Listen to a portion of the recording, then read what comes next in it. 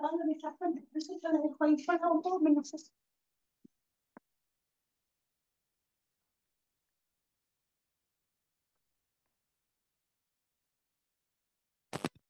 Bueno, hola, ¿qué tal a los de la 6472? Hola, Franco, Bueno. te hago co-host para si podés admitir mientras me voy a buscar un vaso para tomar agua. ¿Sí? Perfecto, profesora.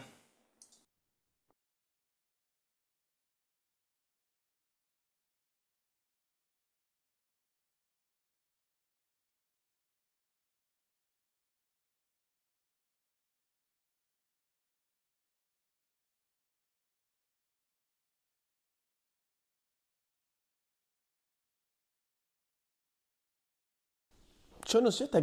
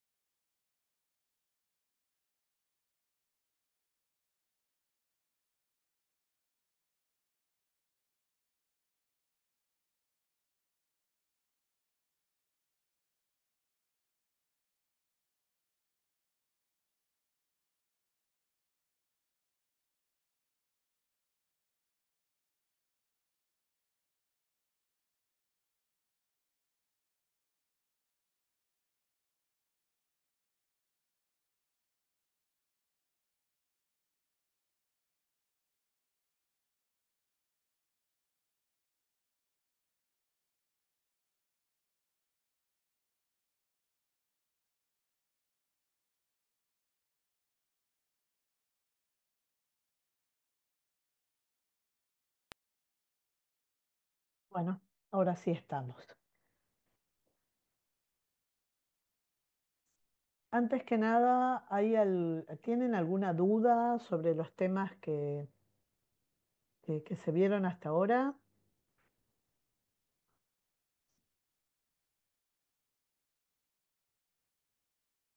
Franco, aprovecho que te tengo acá. Un alumno de la comisión anterior me dijo que mandó un mail porque había algo que no encontraba en el Drive, preguntando, lo mandó el fin de semana y no le contestaron. Le dije que los fines de semana, sí, sí, si contesta, se contesta, pero los fines de semana no trabajábamos. Lo escuché, lo Eh, escuché. ¿Lo escuchaste? Ah, está bien, está bien, está bien. Eh, pero no, otra cosa, y esto se los pregunto a los chicos de la 6472. Si ustedes cuando recibieron el PowerPoint de Fuentes pudieron escuchar los audios, ¿alguien pudo No, no, escucharlos? yo no los pude escuchar, pero ninguno, no solo esos, ningún audio. Franco, vos podrías fijarte, porque yo acá a ver si vos los podés escuchar y por ahí el problema es cuando se subieron al Drive, que hay algo. Profesora, si puede, adjúntemelo por el chat de Zoom, porque los que están en Drive ya probamos con Miguel y no hay un tema ahí de que cuando se subió, como que el audio no está, o sea, está, figura la imagencita del parlante, pero no está el archivo de audio adjunto, ¿se entiende lo que digo? No, pero no los puedo compartir por chat, por este chat, porque no me lo deja compartir. No sé por qué, pero capaz que es que no los puedo mandar por el chat por el tamaño, porque son pesados. Capaz que es eso. Ok, en ese caso entonces después me lo puede mandar a mí por mail, pone mi Sí, yo mail te, y... yo te los mando por tu mail para que vos o si no, yo no sé si se pueden mandar por campus, no los dos juntos, sino en dos mails separados, o si no, si vos les podés reenviar a los chicos el mail a todos ellos, porque total vos tenés la lista y los mails, digo, no por campus, sino, bueno, el campus igual maneja el correo, ¿no? El Claro, correo, primero probamos por el Drive y si no por el campus. sino para ver, pero primero verifica que vos puedas abrir los audios, ¿sí? Porque yo probé recién y yo los puedo abrir. Lo que pasa es que si yo ahora les comparto pantalla e intento abrir el audio, ustedes no lo escuchan, no sé por qué, pero hay cosas que por Zoom, no sé si es que hay que configurar de manera distinta el Zoom para que ustedes puedan escuchar sonidos que yo escucho, ¿no? Incluso alguien me decía que, por ejemplo, si yo quisiera pasarles a ustedes una película, o una parte de una película, no sé, también hay problemas como para que ustedes puedan escucharla. Bueno, no sé, esas cosas de la tecnología que a veces pueden fallar. Bueno, no hay ninguna pregunta entonces en ninguno de los temas,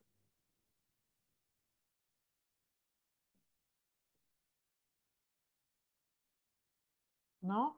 Entonces vamos a avanzar. Yo les voy a compartir pantalla con el tema de hoy, que es el de las relaciones. ¿Lo ven ahí? ¿Sí? Las relaciones entre el derecho internacional y el derecho interno. Em,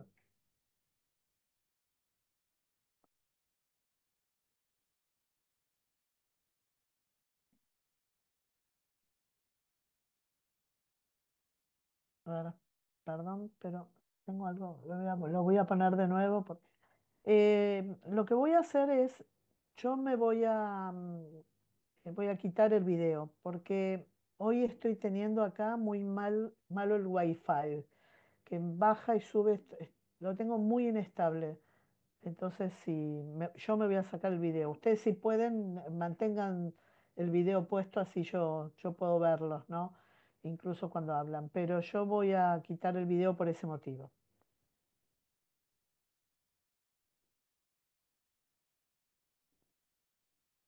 Entonces, ahora sí, les compartí pantalla. Ahora sí lo puedo abrir porque antes yo no lo veía por este tema de la conexión inestable. Ahora sí, yo ahí les pasé estoy en la página 2. ¿Ustedes la pueden ver, la página 2?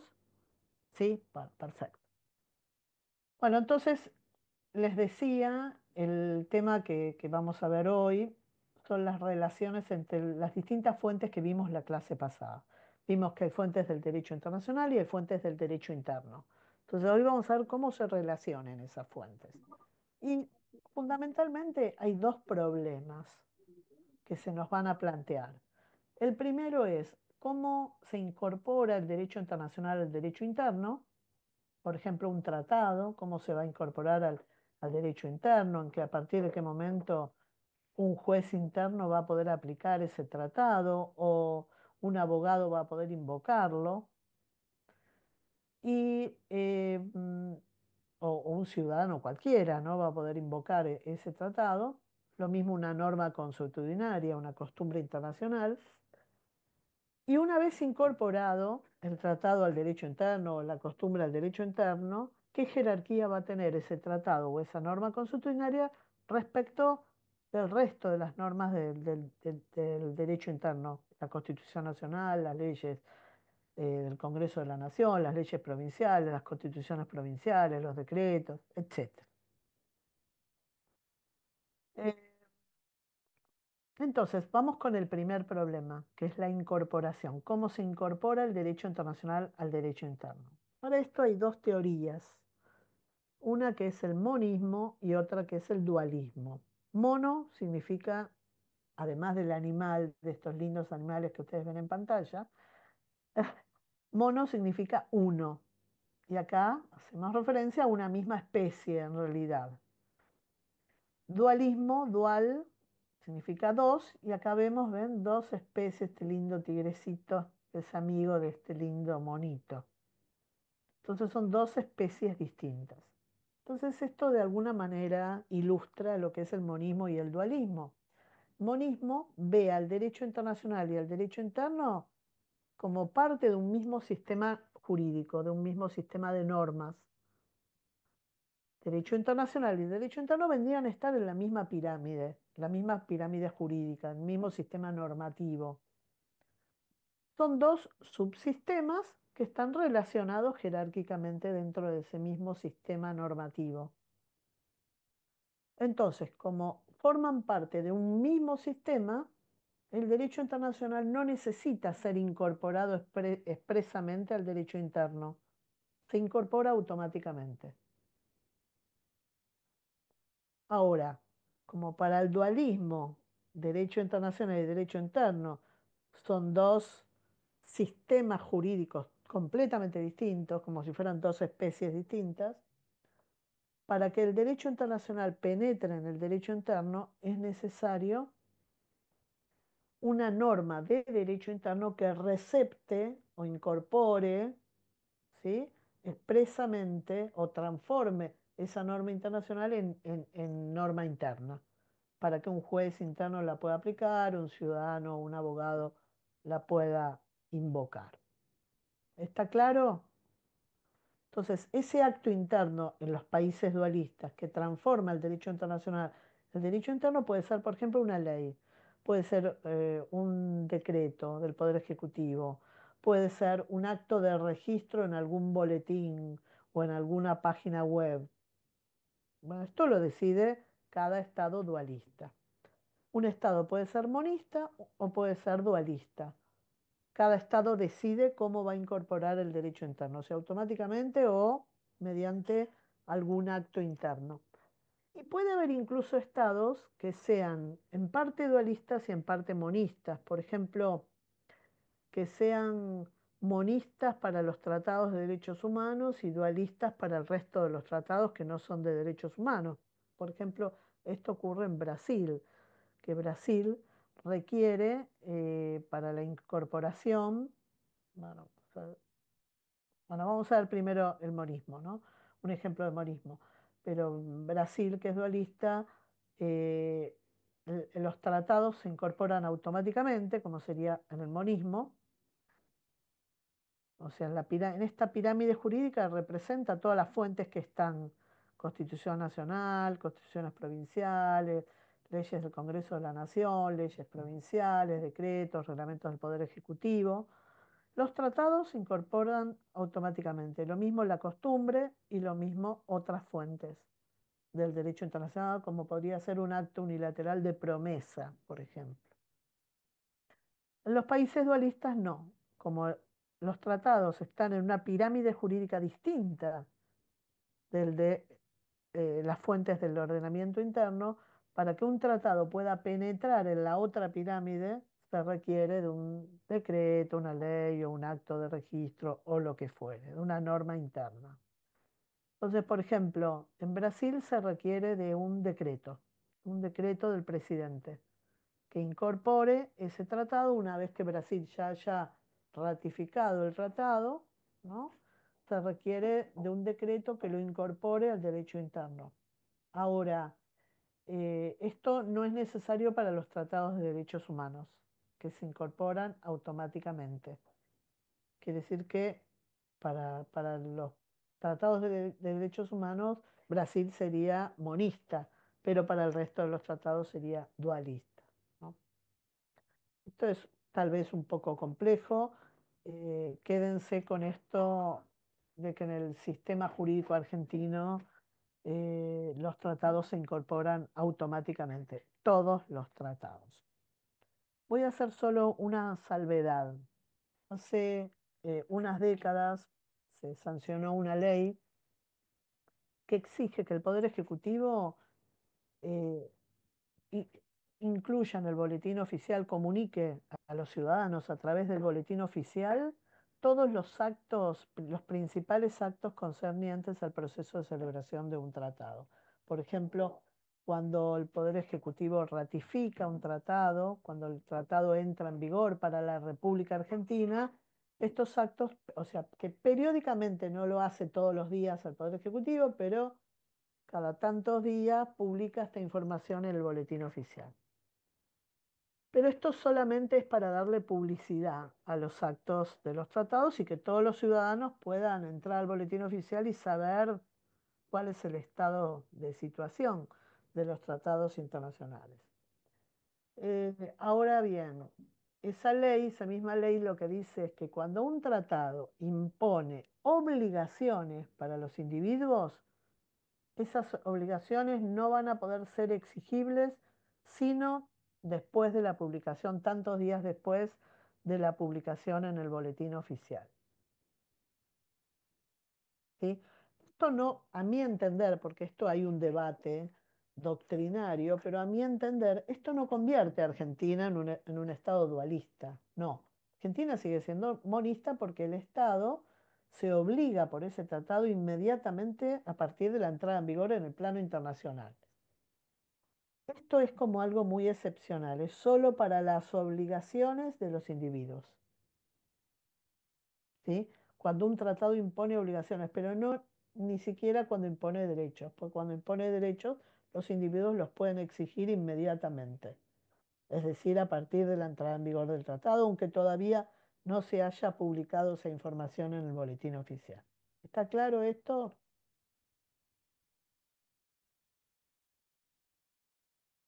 ¿Sí? Bueno, aunque se asientan ustedes con la cara que yo los veo. Eh, aprovecho para decirles, bueno, esto, la ley, el número de ley, todo lo tienen en el libro. Yo no me acuerdo el número de ley de memoria, pero lo tienen ustedes en el libro. Eh, yo les había dicho que si alguno se quería comprar el libro, que no se los comprara todavía porque estábamos trabajando en la segunda edición. Hoy me avisó la editorial que ya hoy mandó a la imprenta la segunda edición. Así que en 10 días ya el libro va a estar en la calle, la segunda edición. Así que bueno, les digo esto por si alguno tenía interés en comprarlo, que esperen 10 días más. Que en 10 días más va a estar esa segunda edición, incluso va a haber una publicación electrónica. El libro va a estar también disponible como ebook electrónicamente, que es más barato. Em, bueno, entonces, y bueno, ahí en esa segunda edición tienen también todas estas, algunas novedades que no estaban en la primera edición, todo, igual lo de esta ley ya estaba en la primera edición, pero bueno, ahí tienen todo esto bien actualizado. Bueno, pasemos entonces ahora al segundo problema, que es el de la relación jerárquica entre el derecho internacional y el derecho interno. Una vez que se incorporó ese tratado, automáticamente, en el caso de la Argentina, el derecho interno, ¿cuál va a ser la relación jurídica respecto de la Constitución Nacional o de las leyes del Congreso o de las constituciones provinciales? Bueno, acá tenemos que tener en cuenta la perspectiva del derecho internacional o la perspectiva de cada ordenamiento interno, qué es lo que dice cada ordenamiento interno en su propia legislación. Vamos primero por el derecho internacional. Para el derecho internacional siempre va a prevalecer el derecho internacional por sobre el derecho interno. Entonces, el artículo 27 de la Convención de Viena sobre el Derecho de los Tratados dice: una parte no podrá invocar las disposiciones de su derecho interno como justificación del incumplimiento de un tratado. Claramente da prioridad al tratado por sobre el derecho interno. Hay solamente una excepción, que es la nulidad de un tratado si el tratado viola una norma fundamental que establece la competencia para celebrar tratados. Pero no es una norma de fondo, sino es una norma que tiene que ver con la competencia del representante del Estado para poder celebrar un tratado, ¿no? Esa es la única excepción. Pero una vez que se celebre, el tratado es plenamente válido, ahí el Estado no va a poder invocar su derecho interno como justificativo para incumplir el tratado. Y después hay una resolución de la Asamblea General de las Naciones Unidas del año 1970, que es la resolución 2625. Cuando ustedes lleguen a cursar Derecho Internacional, la van a ver bien esta resolución, que lo que hace es desarrollar los principios que están contenidos en el artículo 2 de la Carta de las Naciones Unidas. Esta resolución dice: todo Estado tiene el deber de cumplir de buena fe las obligaciones contraídas en virtud de los principios y normas del derecho internacional generalmente reconocidos. Acá se hace referencia a las obligaciones contraídas, ¿no? Sean convencionales o sean consuetudinarias. El Estado tiene el deber de cumplir de buena fe, por lo tanto, para cumplir de buena fe no puede invocar su derecho interno para justificar por el incumplimiento eh, de esa obligación, sea convencional, sea consuetudinaria. Hasta acá estamos. Bueno, entonces, sí, desde el derecho internacional, ustedes van a ver que les hago a partir de ahora estas pirámides que tienen distintos escalones, cada fila de ladrillos vendría a ser un escalón. El derecho internacional está por encima del derecho interno de acuerdo al derecho internacional. Ahora, ¿qué pasa desde la perspectiva de los ordenamientos internos? Bueno, hay que ver qué es lo que dice, por ejemplo, la Constitución Nacional o algunas leyes importantes del ordenamiento interno, qué jerarquía le dan al derecho internacional. Entonces, estos son tres tipos de estados distintos. Hay estados, por eso les hice tres pirámides. Hay estados que consagran la primacía del derecho internacional, al igual que está en la Convención de Viena sobre el derecho de los tratados. Pero hay estados que hacen lo contrario y le dan primacía al derecho interno por sobre el derecho internacional. Entonces, estos estados tienen que tener mucho cuidado porque cuando celebran un tratado tienen que verificar muy bien que ese tratado no contradiga ninguna norma de su ordenamiento interno, porque después, una vez que ya se obliguen por el tratado, si el tratado tiene alguna norma que va en contra del derecho interno, el juez interno no lo va a querer aplicar al tratado y va a aplicar la norma interna. Y acá se podría suscitar una cuestión de responsabilidad internacional del Estado si el Estado no cumple con el tratado. ¿Sí? Así que para que no pase esto es justamente que en nuestra Constitución Nacional se consagró la primacía de los tratados por sobre las leyes del Congreso de la Nación. Entonces, la pirámide, que sería, en la cúspide está la Constitución Nacional. Sería como una combinación de las otras dos pirámides, ¿no? Primacía del derecho internacional por sobre el derecho interno, a excepción de la Constitución Nacional, ¿no? Que la Constitución Nacional está en la cúspide de la pirámide. Pero nosotros le agregamos, junto con la Constitución Nacional, algunos tratados de derechos humanos y dos declaraciones de derechos humanos que van a tener jerarquía constitucional. Entonces, hay estados que, por ejemplo, dicen, bueno, en la cúspide está la Constitución Nacional y va a prevalecer siempre, y hay otros estados que dicen, en la cúspide va a estar la Constitución Nacional y todos los tratados de derechos humanos. En el caso de Argentina, lo que va a decir es, en la cúspide va a estar la Constitución Nacional y algunos tratados de derechos humanos, que son a los que expresamente se les dio jerarquía constitucional, y además dos declaraciones de derechos humanos. Entonces vamos a analizar ahora cuáles son las normas de la Constitución Nacional que se refieren a la jerarquía entre el derecho internacional y el derecho interno. El primer artículo que vemos es el artículo 31 de la Constitución Nacional. La finalidad de este artículo es poner al bloque federal, que está compuesto por la Constitución Nacional, las leyes del Congreso de la Nación y los tratados, ponerlos por encima de las normas provinciales, es decir, las constituciones provinciales y las leyes provinciales. Entonces, por eso, este artículo 31 dice: la Constitución Nacional, las leyes que en su consecuencia se dicten por el Congreso, serían las leyes del Poder Legislativo de la Nación. Perdón, alguien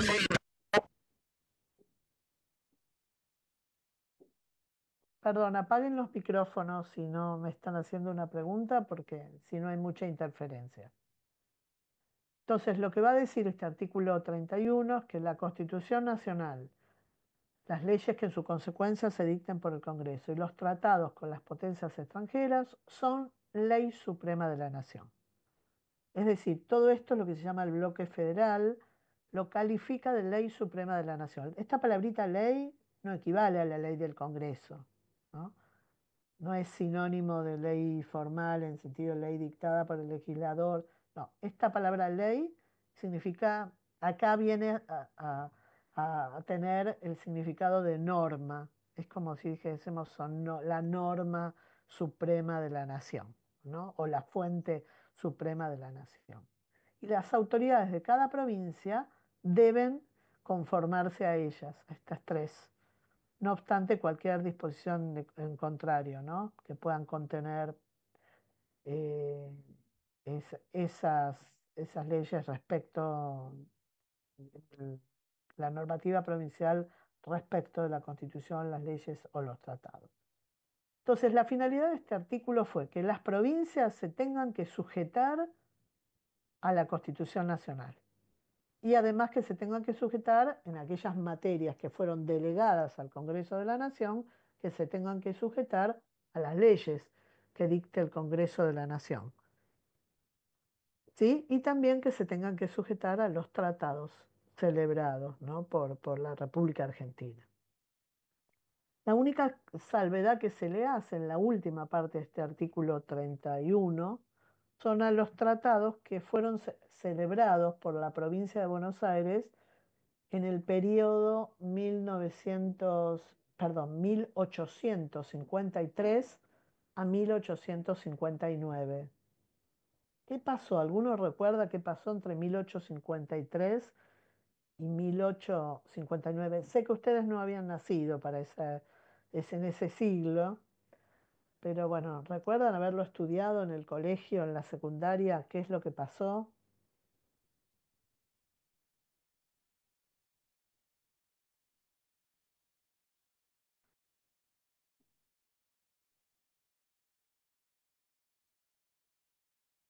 ¿Qué pasó con la provincia de Buenos Aires en 1853?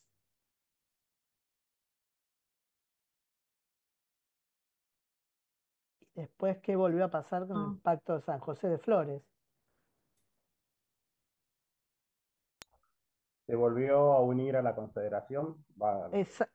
Exactamente, exactamente. O sea, en 1853 se separó y a fines de esa década se volvió a unir. Y para que se pudiera unir, bueno, mediante el Pacto de San José de Flores, se decidió modificar la Constitución Nacional. Entonces, en la reforma que se hizo en 1860, se incorporó esta última excepción, que dice, salvo para la provincia de Buenos Aires, los tratados ratificados con posterioridad son tratados que celebró la provincia de Buenos Aires cuando estaba separada, era un estado independiente porque se había separado de la Confederación, como era un estado independiente, había celebrado tratados No, hay una mentira, déjala que yo me con lo otros estados. Chicos, por favor, mutense.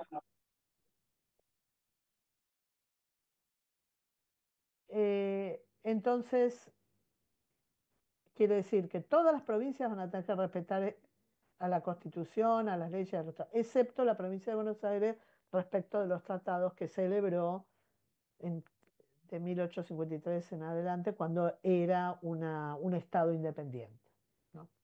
Eso fue la única salvedad. Pero la finalidad de este artículo no es establecer una relación jerárquica entre los tratados y las leyes o entre los tratados y la Constitución, ¿no? Porque los tres acá son llamados Ley Suprema de la Nación. La finalidad es estos tres por sobre el ordenamiento jurídico provincial. Si ustedes quieren, la única jerarquía que se puede desprender es entre las leyes y la Constitución, porque acá, cuando menciona estas leyes, dice las leyes que en su consecuencia se dicten por el Congreso, sería como consecuencia de la Constitución Nacional. Entonces se supone que las leyes tienen que respetar la Constitución Nacional porque son dictadas como consecuencia y no en contra de lo que diga la Constitución Nacional. Pero no hay una jerarquía entre las leyes y los tratados o entre los tratados y la Constitución Nacional. Esto se resuelve por otras disposiciones de la Constitución. Una de ellas es el artículo 27, que dice que los tratados, ¿no? Los estados, la República Argentina, el gobierno argentino negocia eh, con estados extranjeros por medio de tratados, dice, que tienen que estar de conformidad con los principios de derecho público establecidos por esta Constitución. Entonces, el Estado argentino afianza eh, con las cuestiones de paz con otros estados por medio de tratados que estén de conformidad con los principios de derecho público establecidos en la Constitución Nacional. Claramente este artículo pone en la cúspide de la pirámide a la Constitución Nacional, ¿no? A los principios de derecho público constitucionales y por debajo a los tratados internacionales. Este artículo no se modificó, al igual que tampoco se modificó el 31, porque cuando se modificó la Constitución Nacional en el 94, se estableció que la primera parte de la Constitución no se podía tocar. Y estos artículos, tanto el 27 como el 31, están dentro de la primera parte de la Constitución. Entonces, eh, cuando el- en el año 94 se modifica la Constitución Nacional, ¿no? Esto es justamente porque la ley que declara, la ley especial del Congreso que declara la necesidad de reforma, le indica a la Convención Constituyente que tiene que establecer la relación jerárquica entre los tratados y las leyes, ¿no? Ya le da esa misión a la Convención Constituyente. Ustedes saben que esto, aunque todavía no cursaron derecho constitucional, saben por haberlo visto seguramente en alguna materia del CBC o por haberlo visto también en la secundaria, saben que nuestra Constitución Nacional únicamente puede ser modificada por una convención constituyente, ¿no? Que es creada al efecto. El- eh, pero no puede ser modificada por una simple ley del Congreso, ¿no? Y tampoco podría ser modificada por un tratado. El artículo 30 dice que nuestra Constitución se puede modificar por una convención constituyente. Para eso hay una ley especial dictada por el Congreso que declara la necesidad de reforma. Y a partir de entonces se eligen los constituyentes, son los constituyentes que una vez reunidos en esa convención van a modificar la Constitución Nacional. Entonces, en la ley que declara la necesidad de la reforma que tuvo lugar en el año 94, le dijo los constituyentes, no toquen la primera parte de la Constitución Nacional. Lo que hicieron los constituyentes fue agregar una segunda parte a la primera parte, ¿no? Un nuevo capítulo. Antes la primera parte de la Constitución tenía un capítulo único, ahora se le agregó un nuevo capítulo con nuevos derechos, pero esa primera parte, que eran los 35 primeros artículos de la Constitución, no se tocaron. Pero la jerarquía de la Constitución, de los tratados respecto de las leyes, se lo puso en la segunda parte, en el nuevo artículo 75, inciso 22. El artículo 75 actual antes era el artículo 67, antes de la reforma, que es el artículo que establece cuáles son las competencias del Congreso de la Nación. Entonces, tiene un montón de incisos y en cada inciso establece una competencia distinta del Congreso. Cuando llega al inciso 22, lo que va a decir es que al Congreso le compete aprobar o desechar tratados concluidos con las demás naciones y con las organizaciones internacionales y los concordatos con la Santa Sede. Los concordatos, recuerden que son tratados que celebra el Estado argentino con la Santa Sede. Y acto seguido se incluyó lo que está en rojo, que es los tratados y concordatos tienen jerarquía superior a las leyes. ¿Sí? Entonces, en la pirámide jurídica que armamos, las leyes las ponemos acá abajo. Y por encima van a estar los tratados, por encima. ¿Sí? Ustedes, si ven la estructura de este artículo 75, inciso 22, van a ver que claramente hay 3 puntos aparte. Cada punto y aparte marca la aparición de un nuevo párrafo. Aunque estos párrafos no lleven número, hay claramente identificables 3 párrafos. El principio que se consagra en el primero es que todos los tratados van a tener jerarquía superior a las leyes. El inciso segundo se ocupa de algunos instrumentos a los que se les va a dar jerarquía constitucional. Entonces esos instrumentos los vamos a poner acá. Ven que acá en la cúspide pusimos a la Constitución Nacional más las 2 declaraciones y los 9 tratados que tienen jerarquía constitucional. ¿Sí?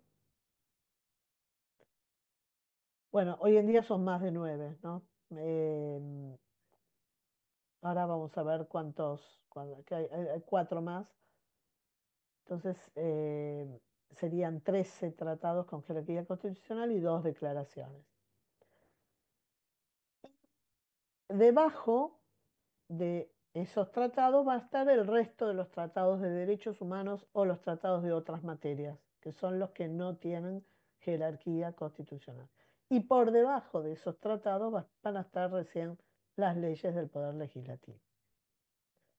Entonces volvemos al artículo 75. El primer párrafo: todos los tratados tienen jerarquía superior a las leyes.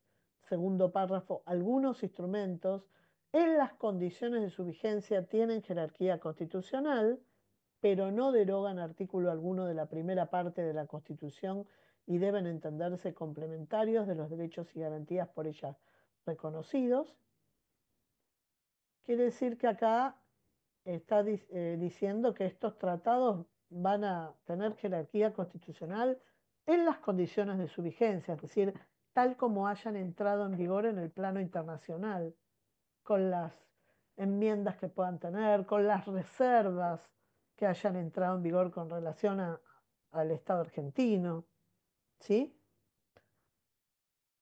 Eh, y después pone otra limitación para para los tratados, y es que, o sea, normalmente quien tiene capacidad para desobligarse por un tratado es el Poder Ejecutivo. El Poder Ejecutivo puede desobligar al Estado argentino de un tratado. Ese acto por medio del cual el Estado se desobliga unilateralmente se denomina denuncia o retiro. Entonces, acá se pone otra limitación. Dice, solo podrán ser denunciados estos tratados que tienen jerarquía constitucional, solo podrán ser denunciados, en su caso, por el Poder Ejecutivo Nacional, previa aprobación de las 2/3 partes de la totalidad de los miembros de cada Cámara. Se está refiriendo a la Cámara de Diputados y a la Cámara de Senadores. Quiere decir que para que el Poder Ejecutivo pueda desobligarse de un tratado que tiene jerarquía constitucional, va a necesitar de una aprobación por medio de una ley especial del Congreso. O sea, sería una ley que aprueba la denuncia del tratado. Esto es porque el tratado ya tiene jerarquía constitucional. Y el párrafo 3 lo que hace es dejar abierta la puerta para que el Congreso, por una ley especial, le dé jerarquía constitucional a otros tratados sobre derechos humanos. Por eso dice, los demás tratados y convenciones, en realidad podría haber dicho directamente los demás tratados, porque las convenciones son tratados, sobre derechos humanos, luego de ser aprobados por el Congreso, requerirán del voto de las 2/3 partes de la totalidad de los miembros de cada Cámara para gozar de la jerarquía constitucional. Vamos a ver que hay 2 leyes separadas. Una, la ley que aprueba el texto del tratado y luego de que el Estado ratifica ese tratado, el Congreso, por una mayoría especial, le va a dar jerarquía constitucional. Entonces, ¿cuáles son estos tratados que tienen jerarquía constitucional? Bueno, acá tenemos varios enumerados. Primero, hay dos declaraciones que tienen jerarquía constitucional. Esto ustedes lo tienen que saber, ¿sí? Porque yo en el parcial les puedo tomar una pregunta y que siempre la tomo, ¿eh? Les pongo, marque con una cruz cuál de los siguientes instrumentos tiene jerarquía constitucional o cuál de los siguientes tratados tiene jerarquía constitucional. Y le pongo varios, algunos que tienen jerarquía y otros que no, para que ustedes sepan reconocerlo. Así que es importante que en esta materia ustedes sepan qué tratados tienen jerarquía constitucional. ¿Está claro? O también les puedo pedir directamente, a ver, enumere 2 o 3 tratados que tienen jerarquía constitucional. No les voy a pedir que ustedes se acuerden el nombre de memoria con puntos y coma. Si ustedes me ponen la Convención sobre Genocidio, está bien. No me tienen que decir la Convención sobre la Prevención y la Sanción del Delito de Genocidio. Pero sí sepan si el tratado es un tratado interamericano o es de las Naciones Unidas o es del ámbito universal. Porque hay tratados, hay por ahí sobre una misma materia 2 tratados. Por ejemplo, sobre desaparición forzada de personas. La Convención Interamericana y la Convención de las Naciones Unidas. Una tiene jerarquía constitucional, la otra no. Entonces esto ustedes lo tienen que saber, ¿no? Entonces, se enumeran a las 2 declaraciones en primer lugar, que no son tratados. Una es la Declaración Americana de los Derechos y Deberes del Hombre, después la clase que viene van a ver con Jorgelina, ¿no? El estatus de esta declaración, y la Declaración Universal de Derechos Humanos, que esto ya lo vieron conmigo la clase pasada. No son tratados, son 2 declaraciones, pero en la Argentina tienen jerarquía constitucional. Y después hay acá numerados 9 tratados, que son la Convención Americana sobre Derechos Humanos, es decir, el Pacto de San José, el Pacto Internacional de Derechos Económicos, Sociales y Culturales, el Pacto Internacional de Derechos Civiles y Políticos y su protocolo facultativo. Cuando cuento yo 9, el protocolo lo pongo como separado, ¿no? Del pacto, porque este es el primer protocolo de este pacto. La Convención sobre la Prevención y la Sanción del Delito de Genocidio, la Convención Internacional sobre la Eliminación de todas las formas de discriminación racial, Convención sobre la Eliminación de todas las formas de discriminación contra la mujer, la Convención contra la Tortura y otros tratos o penas crueles, inhumanas o degradantes. Esta es la Convención Internacional contra la Tortura, es decir, las de las Naciones Unidas. La Convención sobre los Derechos del Niño, dice, bueno, el otro ya lo leímos. Todos estos son los que tienen jerarquía constitucional. Y después, ¿sí? Esto es un resumen, una síntesis de lo que acabamos de decir. Después, ¿cuáles son los tratados de derechos humanos que adquirieron jerarquía constitucional con posterioridad, ¿no? A la reforma constitucional del 94?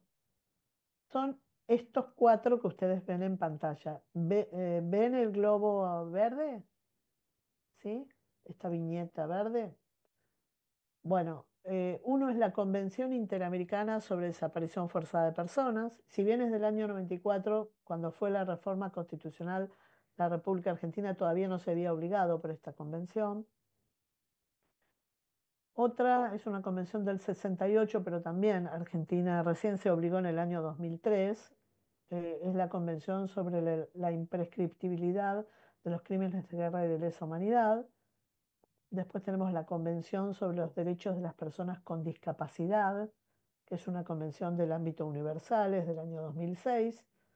Y después está la Convención Interamericana sobre la Protección de los Derechos Humanos de las Personas Mayores, que es del año 2015. O sea, estos 4 adquirieron jerarquía constitucional. O sea, hoy en día aquellos instrumentos que están enumerados en el artículo 75, inciso 22, le tenemos que agregar estos 4. ¿Sí? Estos 4 entonces adquirieron jerarquía por la última, el último párrafo de ese inciso. ¿Alguna pregunta hasta acá?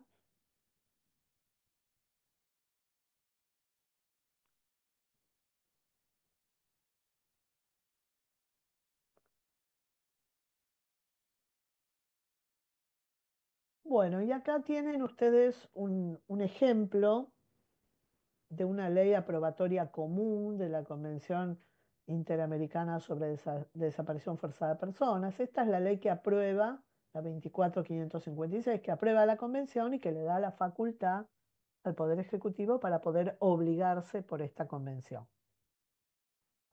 Y es una ley distinta de la 24.820, que esta es la ley que le da jerarquía constitucional. Fíjense que dice, apruébase la jerarquía constitucional de la Convención Interamericana sobre Desaparición Forzada de Personas. Son dos leyes separadas, distintas. Esta, la segunda, obviamente es posterior, porque bueno, se dicta una vez que el Estado ya se obligó por la primera convención.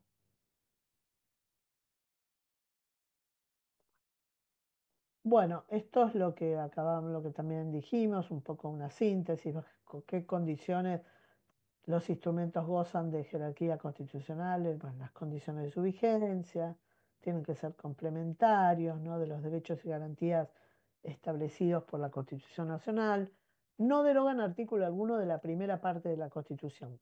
La Corte Suprema, en el caso Analía Monjes contra la Universidad de Buenos Aires, que este fallo ustedes lo tenían que leer, lo que va a decir es que el hecho de que la Constitución no diga nada no significa que el tratado va a poder violar la segunda parte de la Constitución. No puede violar ni la primera parte ni la segunda parte.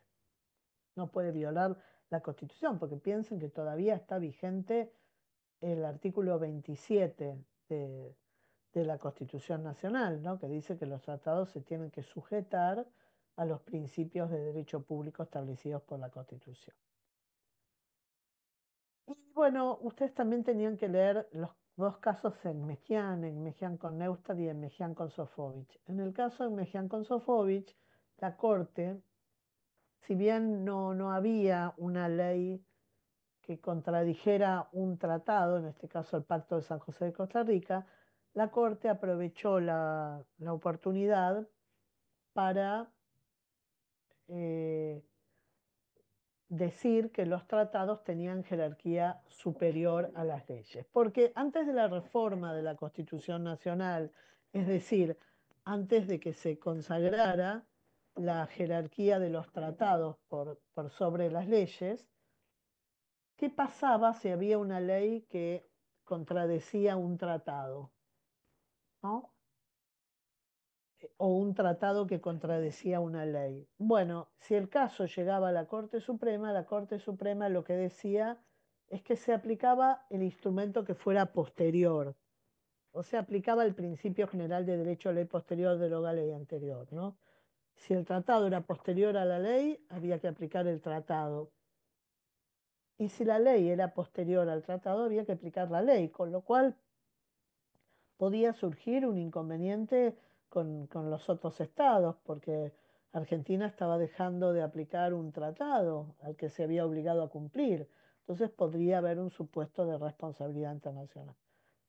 Entonces, en el año 92, cuando la Corte dicta la sentencia en el caso Mejián, aprovecha la posibilidad para decir que considera que los tratados están por encima de las leyes, aunque en realidad en este caso no había una ley que se oponía a un tratado. En todo caso, no había una ley que reglamentara el derecho de rectificación o respuesta. Entonces, ¿qué dice la Corte? Dice que la derogación de un tratado internacional por una ley del Congreso violenta la distribución de competencias impuesta por la misma Constitución Nacional, porque mediante una ley se podría derogar el acto complejo federal de la celebración de un tratado. Y la Convención de Viena sobre el derecho de los tratados confiere primacía al derecho internacional convencional, es decir, al tratado, sobre el derecho interno. Ahora, esta prioridad de rango integra el ordenamiento jurídico argentino. La convención, se refiere a la Convención de Viena, es un tratado internacional constitucionalmente válido que asigna prioridad a los tratados internacionales frente a la ley interna en el ámbito del derecho interno. Esto es un reconocimiento de la primacía del derecho internacional por el propio derecho interno. Les repito, no había en este caso una ley que se opusiera a un tratado. La Corte simplemente aprovechó la posibilidad para cambiar esa vieja doctrina de la Corte de que una ley podía llegar a aplicarse por encima del tratado. Pues acá tenemos lo que yo les comentaba antes del caso Analia Monjes. Eh, la Corte lo que dice es que los tratados que tienen jerarquía constitucional complementan las normas constitucionales y aunque el constituyente no haya hecho, dice, expresa alusión a la segunda parte de la Constitución Nacional, no cabe sostener que las normas contenidas en los tratados se hallen por encima de la segunda parte de la Constitución. Eh, por el contrario, debe interpretarse que las cláusulas constitucionales y la de los tratados tienen la misma jerarquía, son complementarias y por lo tanto no pueden desplazarse o destruirse recíprocamente. Y además, acá en esta primera parte, lo que va a decir es que cuando el constituyente dice que los tratados de derechos humanos no derogan, los que tienen jerarquía constitucional, no derogan artículo alguno de la primera parte de la Constitución y deben entenderse complementarios, esto significa que los constituyentes, dice, hicieron un juicio de comprobación, como que comprobaron que esos tratados no derogaban ningún artículo de la Constitución Nacional, ¿no?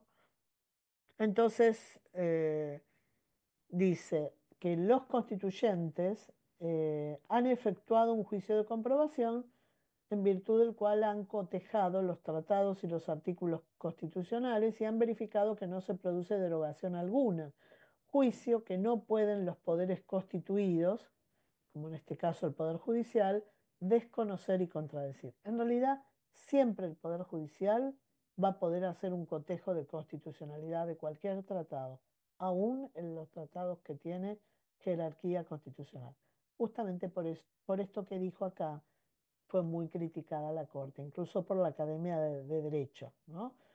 Que dijo, cuando la Convención Constituyente dijo no deroga artículo alguno, no significa, no derogan, no, lo que significa es no pueden derogar, ¿sí? Es cuando en el artículo 16 dice la República Argentina no quedan más esclavos, no hay más esclavos. No significa que los constituyentes fueron hasta el último rincón del país y verificaron que no quedaba ningún esclavo. No, ¿qué significa? En la República Argentina no hay más esclavos. ¿Qué significa esto? ¿Que se sabía en 1853 que no quedaba ningún esclavo o qué? Que no se permitía tener esclavos. Exactamente. Lo que significa es que queda abolida la esclavitud. ¿Sí? Entonces, por eso es que la Academia de Derecho le hizo una crítica por esta primera parte, por esto que dijo la Corte. Em, bueno, la Constitución Nacional no dice nada respecto de las normas consuetudinarias y su relación, las normas consuetudinarias internacionales, ¿no? Y su relación con las leyes o la Constitución. No dice nada. Pero en el caso Priebke, este es un caso que nosotros lo vamos a ver más al final de la materia, la última clase que tengan conmigo,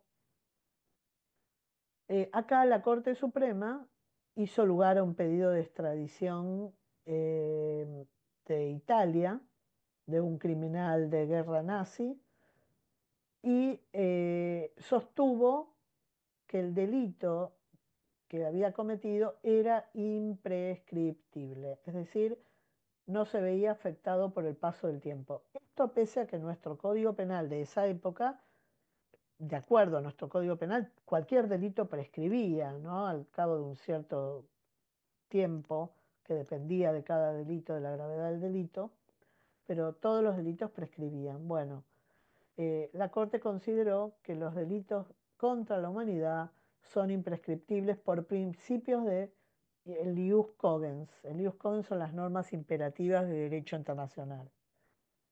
Justamente, probablemente no para descartar la aplicación de las normas del Código Penal, ¿no? Estableciendo como una especie de jerarquía de las normas de ius cogens consuetudinarias con respecto a las normas del Código Penal. Para el Código Penal cualquier delito prescribía, pero de acuerdo a esta norma consuetudinaria, los crímenes de lesa humanidad son imprescriptibles.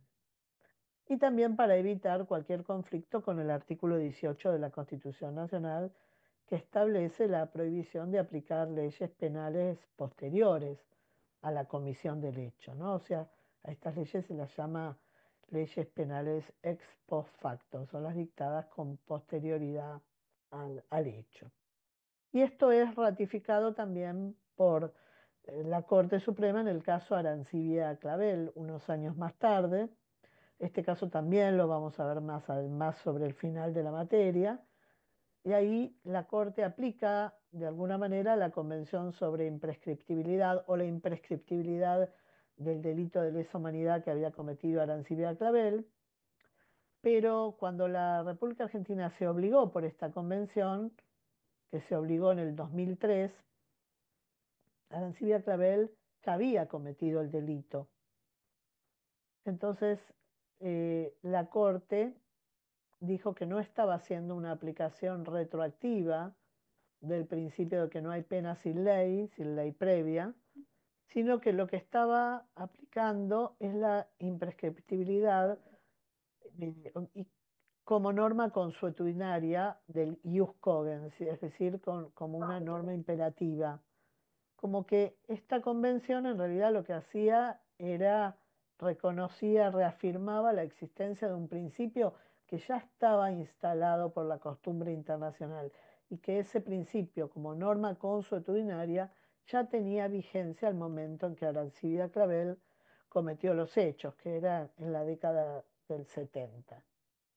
Entonces, por eso para la Corte no se trató de la aplicación retroactiva de un tratado, sino de la aplicación de una norma consuetudinaria internacional, con carácter de ius cogens, que existía esta norma consuetudinaria con anterioridad a la adhesión de la Convención sobre Imprescriptibilidad. Y acá yo les puse la definición de norma ius cogens, que es la definición que aparece en el artículo 53 de la Convención de Viena sobre el Derecho de los Tratados. Una norma imperativa de derecho internacional general es una norma aceptada y reconocida por la comunidad internacional de estados en su conjunto como norma que no admite acuerdo en contrario y que solo puede ser modificada por otra norma imperativa, es decir, por una norma ulterior de derecho internacional general que tenga el mismo carácter. ¿Está claro esto?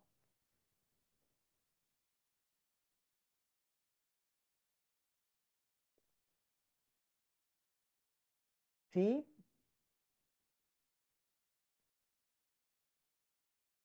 Bueno, y el último tema que vamos a ver en cuanto a la relación entre el derecho internacional y el derecho interno es el tema de la operatividad de los tratados o de alguna de las cláusulas. Porque a veces hay tratados que son completamente operativos o que tienen algunas cláusulas que son operativas, pero otras que son programáticas. Decimos que un tratado o una cláusula de un tratado es operativo cuando esas cláusulas son aplicables automáticamente, o sea, inmediatamente. Desde que el tratado entra en vigor, inmediatamente esas cláusulas se aplican, ¿no? Porque resultan aplicables en forma directa, sin requerir que el Estado adopte una medida específica para darle operatividad a ese tratado. Por ejemplo, cuando el Pacto de San José de Costa Rica dice toda persona tiene derecho a la vida, a la libertad y a la seguridad. Chao, el derecho se lo está otorgando a la persona automáticamente. En cambio, ¿qué pasa cuando el Pacto de San José dice el Estado deberá sancionar una ley que reconozca igualdad de derechos a los hijos nacidos dentro o fuera del matrimonio. Le está pidiendo al Estado que adopte una medida para consagrar esa igualdad de los hijos, pero no se la está otorgando la Convención directamente. ¿Sí? Entonces, en el primer caso se trata de una norma operativa, en el segundo caso de una norma programática, porque está exigiendo que el Estado adopte una medida para darle operatividad a ese artículo. Por eso las cláusulas de los tratados programáticos o las cláusulas programáticas de cualquier tratado no son susceptibles de aplicación inmediata, que requieren de la adopción de una medida reglamentaria o legislativa por parte del Estado, ¿no? El Estado no significa que no esté obligado por el tratado, no, está obligado por el tratado. Lo que está obligado es a darle operatividad al tratado. Es decir, si pasa un tiempo prudencial y el Estado no adoptó esa ley que reconoce la igualdad de derechos de los hijos nacidos dentro o fuera del matrimonio, el Estado está violando el tratado, ¿sí? Pero hasta que el Estado no adopte esa medida, no la va a poder aplicar a un caso concreto. Bueno, en el caso de la Argentina, se le otorgó igualdad de derechos a los hijos nacidos dentro o fuera del matrimonio a fines de la década del 60, cuando se modificó el Código Civil. Hoy es el Código Civil y Comercial, en ese momento era el Código Civil, y se modificó en una reforma en el año 1968 y ahí se puso la igualdad de derechos nacidos de los hijos nacidos dentro o fuera del matrimonio. La Argentina todavía no era parte del Pacto de San José de Costa Rica, ¿no? Quiere decir que la Argentina se adelantó a esto de alguna manera. Bueno, ¿hay alguna duda hasta acá con respecto a esto? Profe, yo le hago una pregunta. En la parte de tratados programáticos que dice no son susceptibles, ¿a qué se refiere esa frase? No pueden. Ok, buenísimo, No son, gracias. no son susceptibles de aplicación inmediata, significa no pueden ser aplicados inmediatamente. Esta es una expresión muy jurídica. Sí, no es Sí, susceptible de, sí, es una expresión muy jurídica. buenísimo, muchas gracias. Que uno no lo dice en la vida corriente, no lo aplica, ¿no? Salvo que estemos los abogados que estamos muy acostumbrados a escribir artículos, libros, entonces tenemos algunas frases muy interiorizadas, entonces capaz que eh, por eso hablamos, eh, no decimos, a veces no usamos ciertas expresiones coloquiales, sino que utilizamos expresiones más jurídicas en la vida cotidiana porque estamos tan acostumbrados, ¿no? a decirlas, pero en realidad es una expresión jurídica. ¿Alguna otra duda?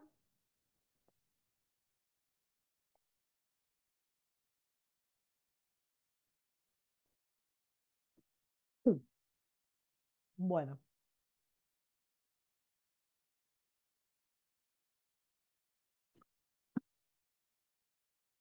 voy a pedir si alguno de ustedes puede leer este inciso, este inciso 23 del artículo 75. ¿Quién lo puede leer?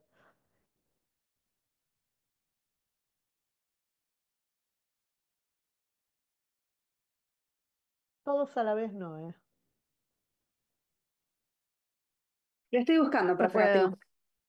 No, lo ven en pantalla, está acá en pantalla, se lo pueden leer en pantalla. Sí, sí, sí.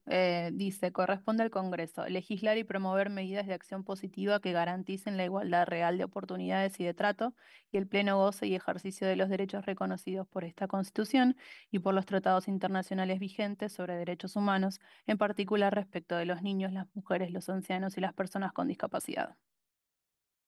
Muy bien, este artículo lo que significa es que le está reconociendo la competencia del Congreso para dictar esas medidas que le den operatividad a los tratados de derechos humanos.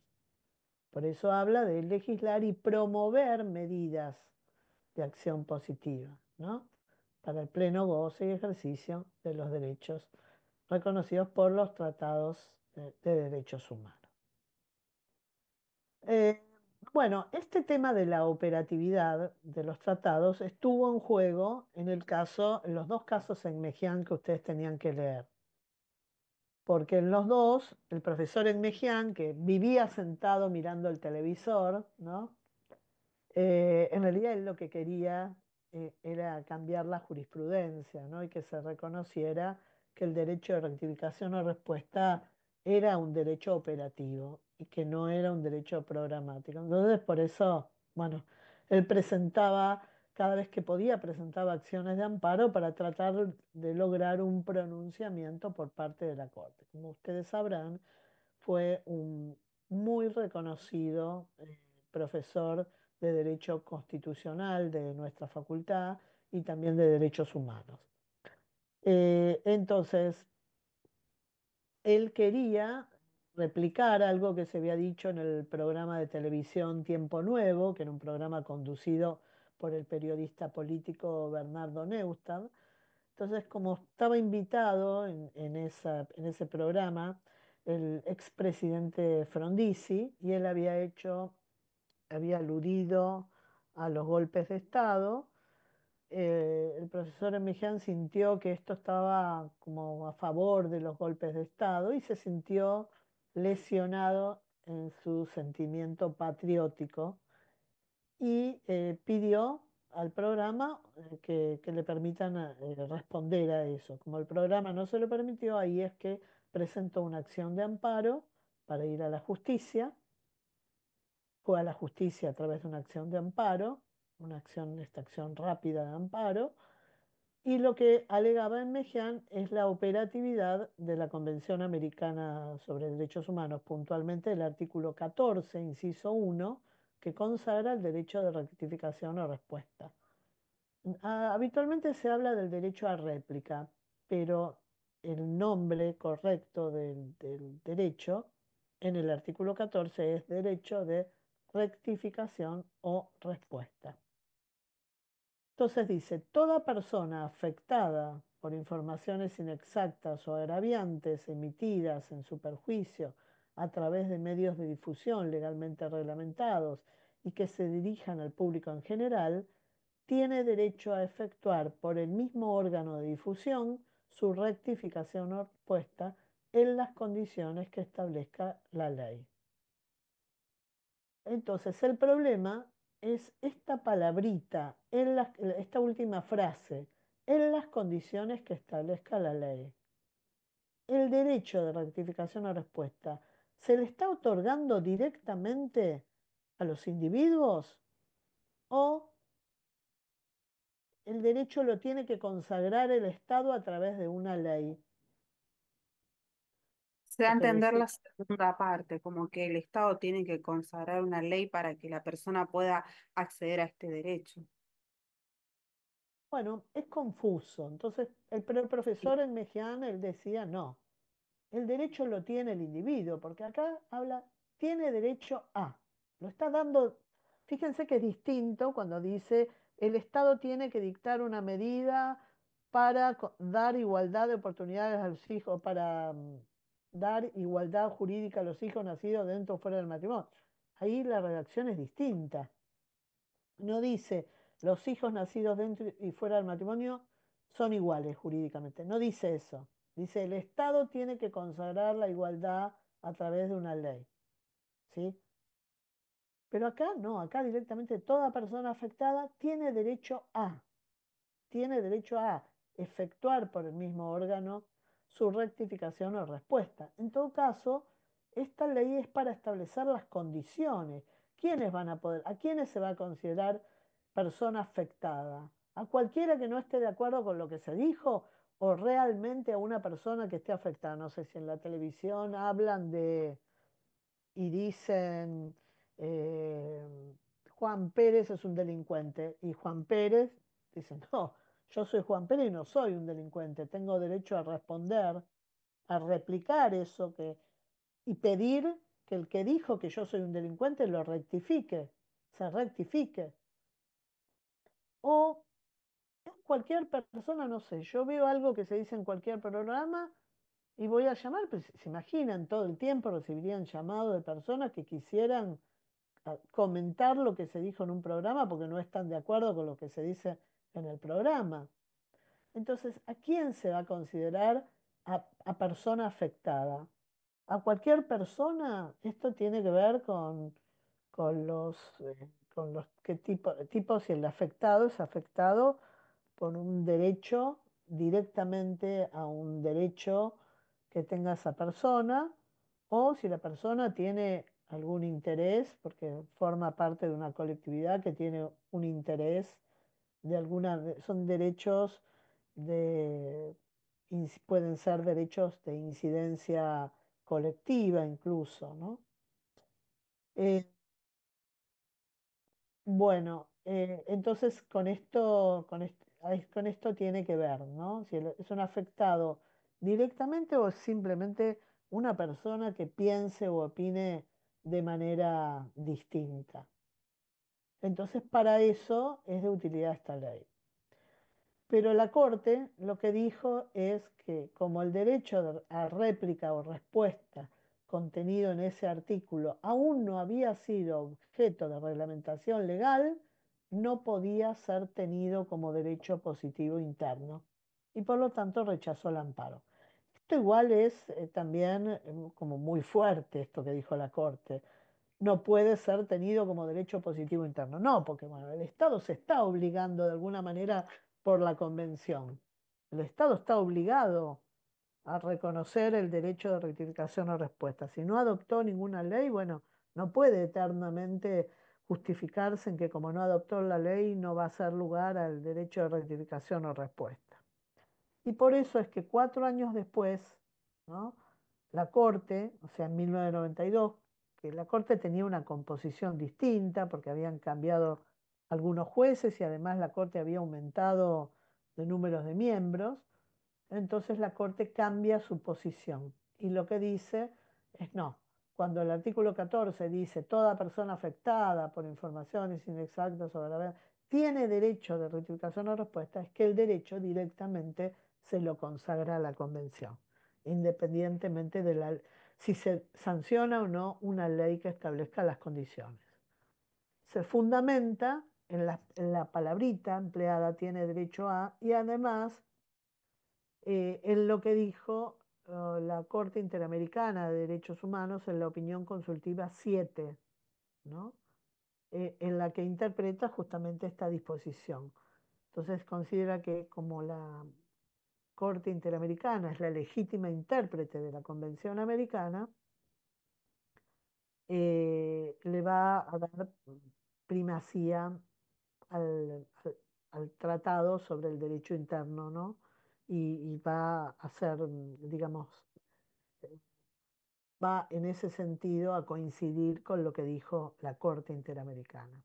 Y además la Corte dice que la falta de reglamentación legal de ese artículo podría ser incurrir al Estado en responsabilidad internacional. Entonces, como el Poder Legislativo no lo había reglamentado, el Poder Ejecutivo tampoco, la Corte dice, yo voy a suplir esta omisión, ¿no?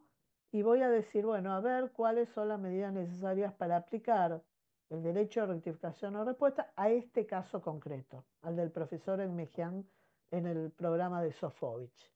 Que acá el programa de Sofovich, quien había estado ese día en el programa de Sofovich, que se llamaba en ese momento La Noche del Sábado, después cambió y se pasó a llamar La Noche del Domingo porque estaba en vez de los sábados los domingos. El que estaba como invitado era un escritor argentino, un filósofo muy polémico, que se llamaba Dalmiro Sáenz, y él era siempre muy polémico, y les tiraba cosas, ¿no? para abrir a debate, ¿no? Para polemizar, y él había de alguna manera como cuestionado la virginidad de la Virgen con motivo de un cuadro, ¿no? Y el profesor Enmejian se sintió lesionado en su sentimiento religioso como católico apostólico romano y pidió la rectificación o respuesta. Bueno, entonces acá la reglamentación de la ley puede ser útil para saber, bueno, qué pasa si los 25 millones, no me acuerdo cuántos argentinos, cuántos éramos los argentinos en ese momento, ¿no? En el 92, pero bueno, si éramos 30 millones de argentinos, ¿qué pasaba si, no sé, 10 de esos 30 millones que eran católicos, apostólicos, romanos, se presentaban pidiendo la rectificación o respuesta? Sofovich tenía que darle la palabra a esos 10 millones de personas, sería imposible sostener, ¿no? En un programa de televisión en esas circunstancias. Pero la Corte dijo, bueno, acá como el único católico que se presentó a pedir la rectificación es el profesor Enmejian, no tengo problema en concederle al profesor Enmejian este derecho de rectificación. Tal vez si se presentaran muchos católicos y la Iglesia Católica también, tendría como un mejor derecho la Iglesia Católica para hacer la rectificación, ¿no? Y sería esto representativo del resto de los fieles de la Iglesia. Pero bueno, esa no era la situación que se da. Entonces la Corte dice, debe tenerse presente que cuando la nación ratifica un tratado que firmó con otro Estado, se obliga internacionalmente a que sus órganos administrativos y jurisdiccionales lo apliquen a los supuestos que ese tratado contemple, siempre que contenga descripciones lo suficientemente concretas de tales supuestos que hagan posible su aplicación inmediata. Una norma es operativa cuando está dirigida a una situación de la realidad en la que puede operar inmediatamente, sin necesidad de instituciones que deba establecer el Congreso. Y en este caso la Corte entendió que estaban dadas las condiciones y que podía hacer lugar a ordenar el derecho de respuesta por parte del profesor Esmejia. ¿Alguna duda con respecto a esto?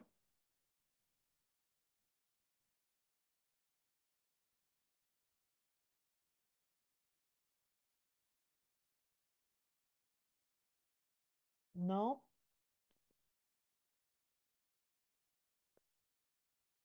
Bueno, y por último, entonces en el caso Arancibia Clavel, que también nosotros lo vamos a ver más adelante, acá la Corte Suprema agregó que las cláusulas de los tratados modernos gozan de la presunción de operatividad por ser en su mayoría claras y completas para su directa aplicación por los estados partes e individuos sin necesidad de una implementación directa.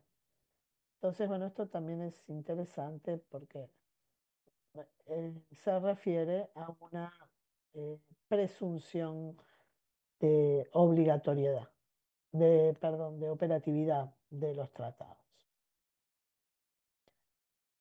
Bueno, ¿alguna duda, algún comentario que alguien quiera hacer sobre el tema que vimos hoy?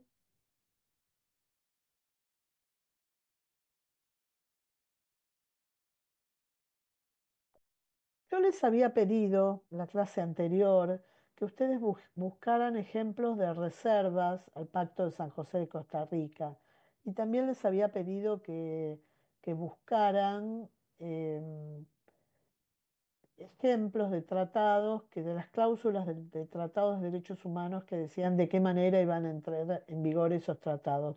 ¿Lo pudieron buscar? ¿Tuvieron algún inconveniente con esto?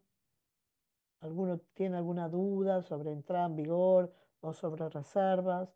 ¿Tuvo alguna dificultad para encontrar estas cláusulas? Profe, yo estuve buscando el tema de la entrada en vigor. em, Ingresé en lo que es el sistema, creo, jurídico, mayormente donde busco las cosas, porque me aparecían varias fechas diferidas. Entonces me llevé por esas, por el SAIG, creo que es la página web que más o menos pueden Claro, encontrar. pero no es lo que yo les había pedido. Yo no les pedí fechas de entrada en vigor, yo les pedí la cláusula del tratado que dice cómo van a entrar en vigor. La modalidad, ok, ok, Claro, porque la fecha en realidad es el producto de la aplicación de esa cláusula. claro. Entonces, lo que yo quería es que ver si ustedes se daban cuenta y detectaban cuál era esa cláusula en el tratado. Porque las fechas, quien las determina es el depositario del tratado, que es la persona que custodia todos los instrumentos concernientes a un tratado determinado. Entonces, después es el que va a sacar la fecha, va a decir, bueno, este ratificó en tal fecha, pasaron tantos días, que dice este artículo del tratado, quiere decir que entró en vigor el día, mes y el año en particular. Eso lo hace el depositario. Pero yo quería saber si ustedes se daban cuenta en cuál era la cláusula. Así que bueno, les pido que si no lo hicieron este ejercicio, que lo hagan, ¿sí? No sea cosa que en el parcial les toque algún mini casito que tenga que ver con esto y no lo saben resolver, ¿no? Entonces lo buscan y si no, cualquier cosa, el lunes que viene, si tienen alguna duda, me consultan. Bueno, recuerden que el día jueves ustedes tienen clase asincrónica. No, ustedes tienen sincrónica. El lunes que viene conmigo van a tener clase asincrónica, ¿verdad? A ver, Sí, profe. el lunes que viene. Estoy fijando, estoy chequeando, que sería 7 de abril.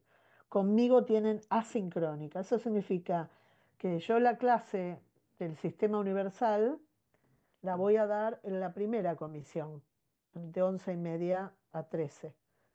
Y la voy a grabar y después les voy a enviar a ustedes el link de la grabación para que ustedes la puedan ver. El link me tarda un ratito, después que termino yo la segunda comisión, me tarda unos 10, 15 minutos.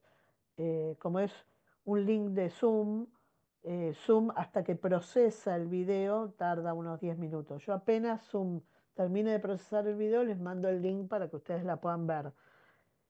Pero el que se quiere conectar a las 11:30 en este mismo link, se puede conectar y ver la clase en vivo, ¿sí? Porque es la misma clase que yo la voy a dar a las 11:30.